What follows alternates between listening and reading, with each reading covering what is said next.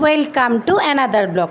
একটা কথা আছে না, মানুষ ইচ্ছা করলে সব কিছুই করতে পারে, ঠিক সেরকম আমিও আটা ময়দা খুব একটা ভালো মাখতে পারি না।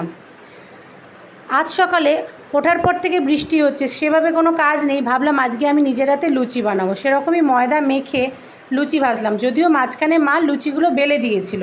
এরপর গরম তেলে লাল লাল করে ভেজে মিষ্টির দোকানের স্টাইলের একটা আলুর তরকারি করে লুচি আলুর তরকারি ব্রেকফাস্ট করলাম।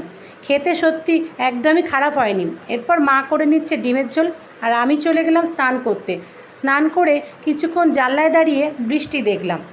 এরপর লাঞ্চ করে নিলাম আলু পটলের ডিমের ঝোল, কাঁকরোল আলু ভাতে আর ঢ্যাঁড়স ভাজা। এরপর বিকালবেলা কিছু কেনাকাটি করার জন্য রেনকোট পরে বাইরে বেরিয়ে কিছু কিনে নিয়ে আসলাম, আর আসার সময় একটু পেঁয়াজি আর ফুলুরি নিয়ে আসলাম। তারপর রাতে স্কিন কেয়ার করে শুতে চলে গেলাম। ভালো লাগলে লাইক শেয়ার করো আর সাবস্ক্রাইব করতে ভুলো না।